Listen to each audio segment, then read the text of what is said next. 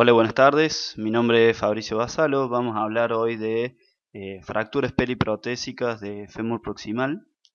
Dentro de los objetivos que me he planteado son los de identificar los factores de riesgo que predisponen a una fractura periprotésica, realizar un repaso de la clasificación a fin de ordenar el tratamiento y describir las diferentes alternativas de tratamiento ejemplificando con algunos casos de nuestra institución.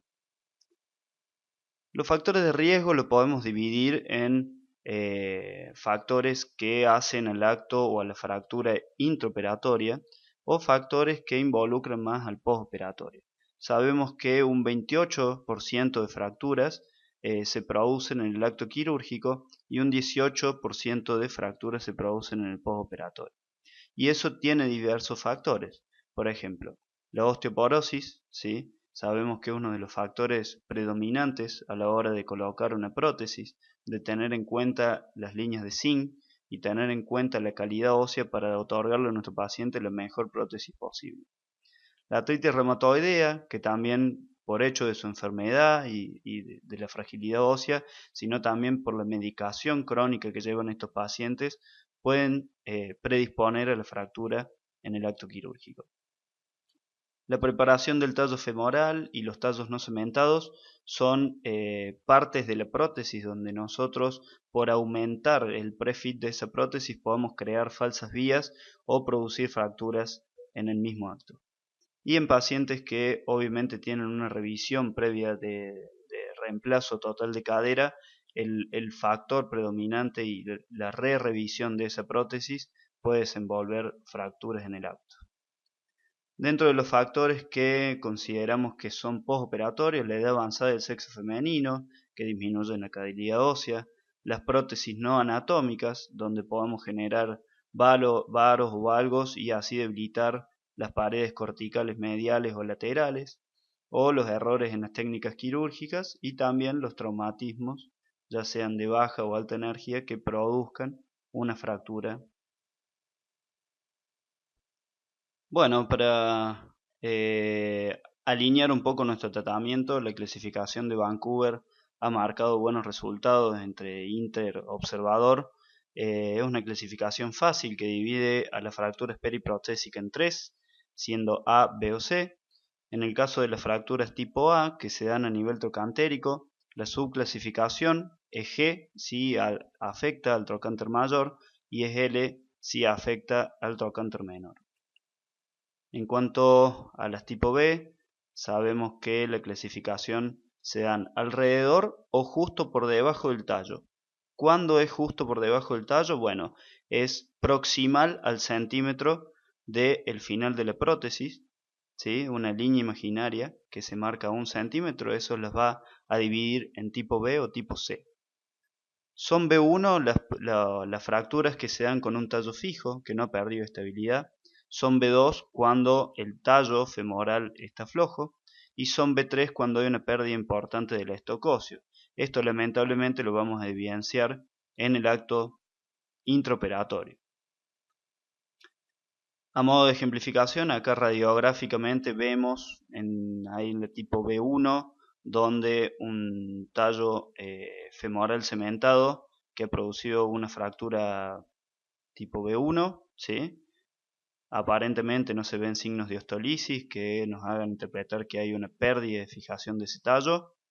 En el tipo B2 observamos que ese tallo probablemente esté flojo, y en el tipo B3 donde sustancialmente la pérdida del stock en la región proximal del fémur.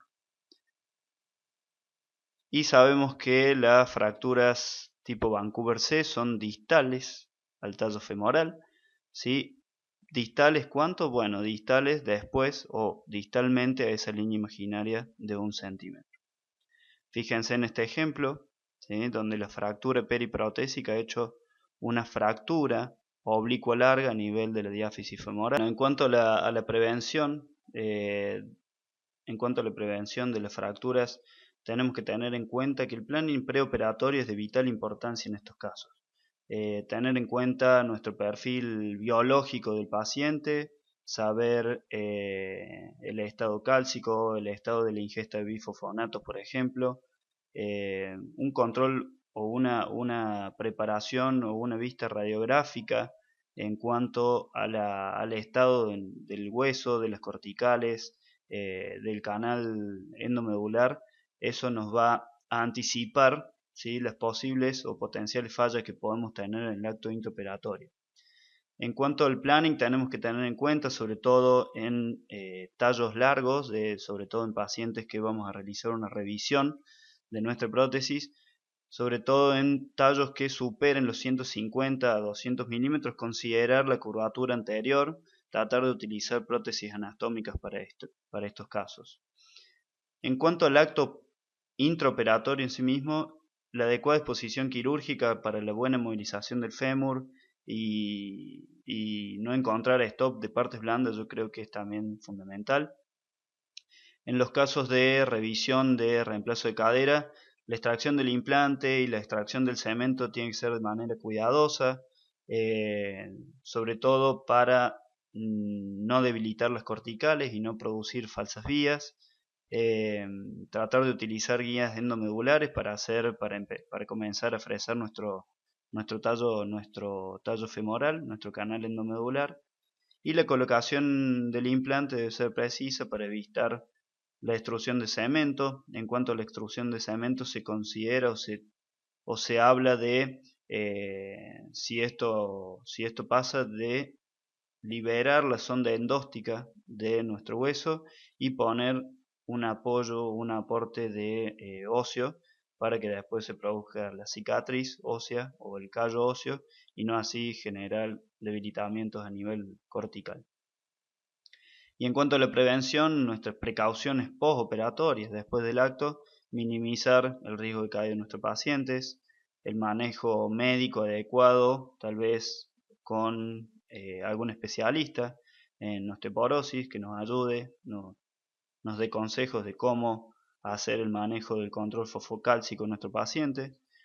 Los seguimientos radiográficos en estos casos se hace importantísimo, ya que la osteolisis se comienza a visualizar con una simple radiografía, y en el caso de una posible luxación, las reducciones cerradas hay que hacerlo bajo sedación, para justamente evitar una fractura periprotésica.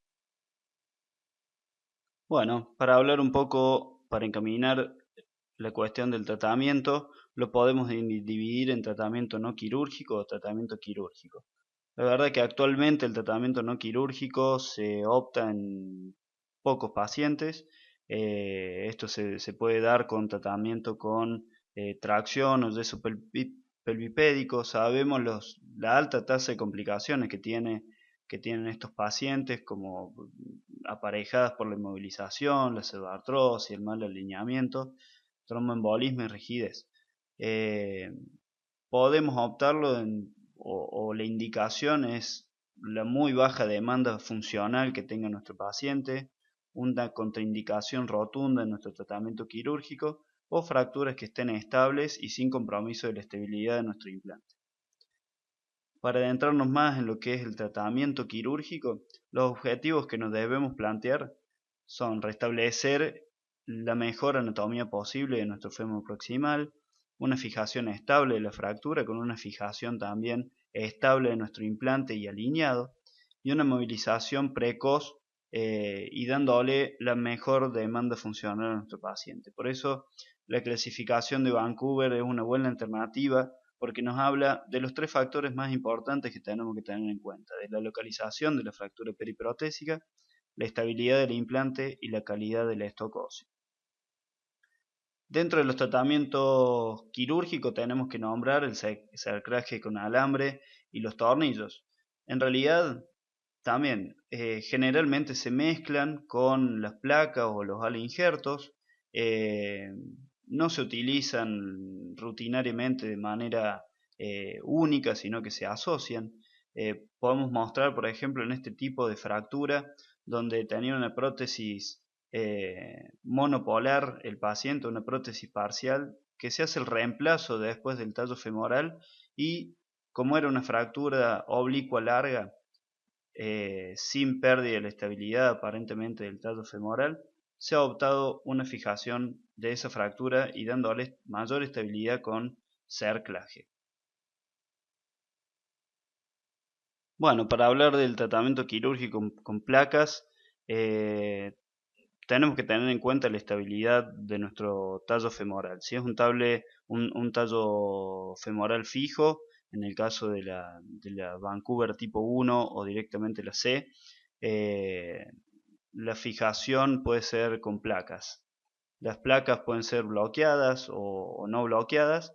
En el caso de ser bloqueadas, esta nos puede dar una mayor facilidad en cuanto a los bloqueos femorales proximales, ya que pueden ser unicorticales. Tenemos que tener en cuenta también a la hora de realizar perforaciones con los tornillos que a la hora de fresar en nuestro cemento, esto puede producir aflojamiento. Entonces se recomienda cambiar la dirección o directamente una toma monocortical o con alambres también. Hay placas también que vienen con canales para de alguna forma mezclarla con alambres o con cerclajes y eh, el tratamiento con placas también nos permite estabilizar fracturas, ya sea bien distales al fin de nuestro implante. Bueno, en cuanto a las placas también tenemos que nombrar los abordajes o las placas colocadas de manera mini invasiva. En general lo podemos hacer con placas bloqueadas o también con placas dinámicas LCP, DCP. Eh, la reducción generalmente se mantiene de manera cerrada, aunque también lo- es una cuestión de tratar de preservar el suministro sanguíneo del periósteo, también disminuir el riesgo de infecciones y promueve la consolidación. Uno se puede ayudar con un intensificador de imágenes y se utiliza también las indicaciones para fracturas largas, fracturas espiroideas o con gran conminución, donde uno necesita establecer un puente. Obviamente la estabilidad relativa que uno le da a la fractura se puede lograr con estas placas. Fíjense en la imagen donde tenemos un caso de un paciente con una fractura Vancouver C, ¿sí? Donde es necesario puentar todo el área de estrés producido por la prótesis a nivel distal del tallo femoral, ¿sí? Donde se tomaron tres, tres fijaciones a nivel casi subtrocantérico, ¿sí? Y se fue casi distalmente. Eso es una ventaja que nos traen las placas donde podemos puentear grandes áreas de trabajo, digamos, y tratar de evitar el estrés. Bueno, también tenemos que hablar del tratamiento quirúrgico utilizando las tablas de halo injerto cortical, ya sean corticales de tibia o corticales de fémur. Esto nos va a aumentar el stock o el aporte óseo que le podemos hacer a nuestra fractura, dándole un fortalecimiento ya sea cortical, que las placas se pueden colocar tanto en la cara lateral del fémur o en la cara anterior del fémur.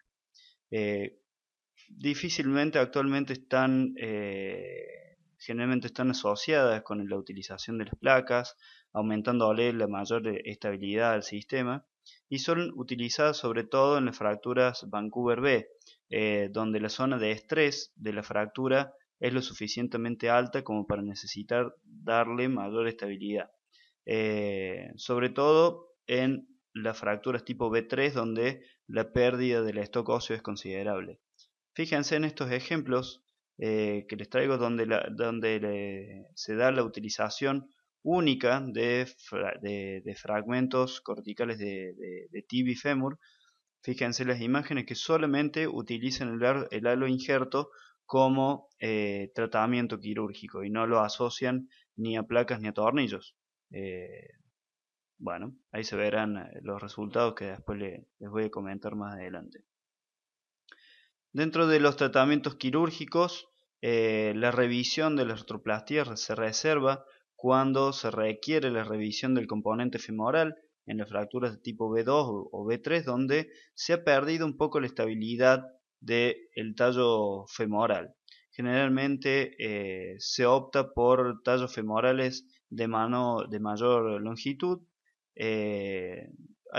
Con estos tallos de mayor longitud hay que tener en cuenta de no realizar falsas vías en el acto intraoperatorio, ¿sí? Eh, y también la posibilidad de bloqueos a nivel distal sobre una cortical que no tenga antecedentes o una cortical sana es importante. Y también se puede realizar el cerclaje, colocar un halo injerto en la zona de la fractura para aumentar el stock óseo. Ahí les voy a mostrar estos ejemplos, ¿sí? Donde, fíjense en el primer caso de la primera radiografía, donde se ha producido una zona de estrés en lo que es la prótesis o el vástago de la rodilla, del componente femoral distal. Se ha producido una fractura a ese nivel y para disminuir la zona de estrés se ha aumentado la longitud del tallo femoral, ¿sí? Y se le ha aplicado una tabla de halo injerto en la región lateral estabilizada con dos azadas de alambre o dos anclajes a nivel proximal y distal. Fíjense el próximo caso donde también una prótesis unipolar, también con una fractura tipo Vancouver B, ¿sí? Con aflojamiento del tallo. Sobre todo eso, el aflojamiento lo podemos ver distalmente, en la región distal del tallo femoral, donde directamente se ha desplazado totalmente. Se ha optado por hacer un recambio, se lo ha convertido a prótesis total, realizando el componente acetabular también, aumentando la longitud del vástago femoral y aplicando a lo injerto anterior y asadas de alambre para darle mayor estabilidad y aporte óseo. Bueno, también nos tenemos que reservar para hablar un poco del reemplazo del fémur proximal con la megaprótesis. Sobre todo las megaprótesis se utilizan en las fracturas tipo V3, donde hay una pérdida de stock óseo importante y sobre todo se reserva para los pacientes añosos o de baja demanda funcional, ya que este tipo de prótesis trae aparejada gran número de complicaciones como aflojamiento, aumenta la tasa de infección y demás. Siempre en pacientes jóvenes se prefiere una osteosíntesis o las corticales, ya sean femorales o de tibia. Fíjense en este caso donde tenemos esta pérdida de stock óseo importante en el fémur proximal, también seguramente con todo el aflojamiento protésico y de cemento, un paciente de baja demanda funcional donde se ha hecho el reemplazo de todo el segmento proximal del fémur con esta prótesis modular. Tenemos que tener en cuenta también la adaptación de esta prótesis al cotilo del paciente y también la fijación del aparato aductor a la prótesis. Bueno, entonces, como para resumir un poco el tratamiento, básicamente la localización de la fractura nos va a determinar el tipo de tratamiento. En las fracturas trocantéricas o las tipo A, si hay un desplazamiento menor a 2 centímetros, básicamente lo que se recomienda es una descarga del peso corporal entre 6 a 12 semanas con controles radiográficos periódicos. Y si ese desplazamiento es mayor a 2 centímetros, generalmente se recomienda la osteosíntesis. En las fracturas tipo B, básicamente nos vamos a fijar en dos aspectos: la estabilidad del tallo y la calidad del stock óseo. La estabilidad del tallo, si es un tallo fijo, la vamos a clasificar como B1 y la podemos tratar con placa o tabla directamente de halo injerto cortical. En cambio, con tallo flojo nos tenemos que ver la calidad ósea o el stock óseo que tengamos en nuestro paciente. Si es bueno, la clasificamos como B2 y hacemos una revisión del tallo aumentando la longitud del mismo y además le hacemos un aporte óseo a nivel de la fractura que lo podemos dar con halo injerto cortical o no, eso es a valoración. Si es mala calidad del stock óseo de nuestro paciente, básicamente nos vamos a fijar en dos aspectos. Si la edad es avanzada del paciente y tenemos una baja demanda funcional, vamos a hacer un reemplazo femoral proximal. En cambio, si es un paciente joven, vamos a hacer una revisión del tallo con un tallo de mayor longitud y halo injerto en pacientes jóvenes. Fíjense, para analizar algunos casos, este es un paciente que ha tenido una fractura Vancouver C, donde tenemos un trazo transverso a nivel distal de la prótesis. Fíjense que también se ha realizado una osteosíntesis con amarre proximal con asada de alambre y a nivel distal con tornillos, donde la longitud de la placa tal vez no ha sido la ideal, una placa corta para el tipo de fractura que tenemos. Se realizó la revisión de la placa con una placa de mayor longitud, con amarre a nivel proximal con cables de tensión y tornillo monocortical a nivel proximal, y a nivel distal amarre con tornillos. Después en este caso tenemos una fractura del tipo C en una prótesis cementada que no impresiona ver aflojamiento, donde se hace una osteosíntesis con placa y se busca una estabilidad absoluta con esos tornillos interfragmentarios y una placa larga que le da estabilidad al montaje.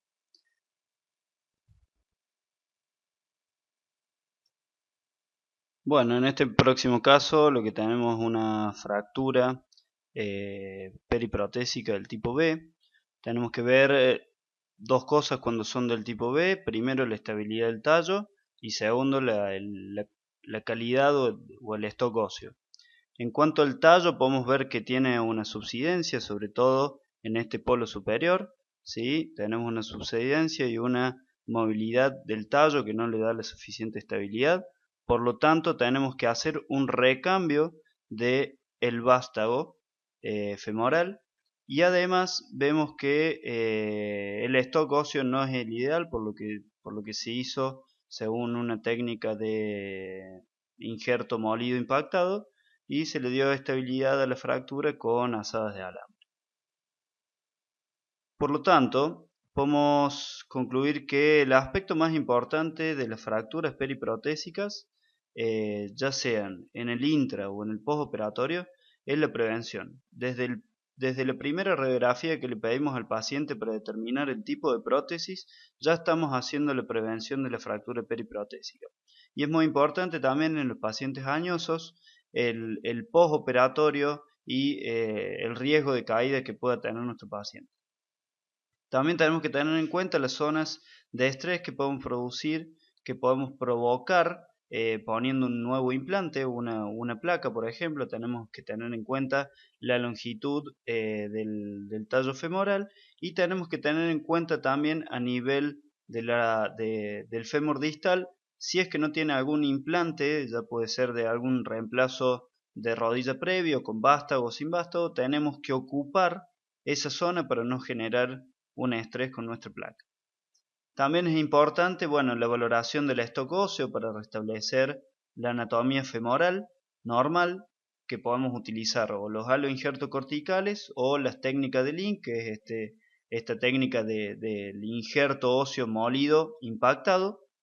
Y la verdad que este tipo de fracturas, sobre todo en pacientes añosos, constituyen un desafío, ya sea para el equipo de salud y también para el paciente, porque está sujeto a complicaciones, está sujeto a grandes periodos intraoperatorios y el postoperatorio, donde el paciente también tiene grandes periodos de inmovilidad. Por lo tanto, constituye la fractura periprotésica un desafío por ambas partes.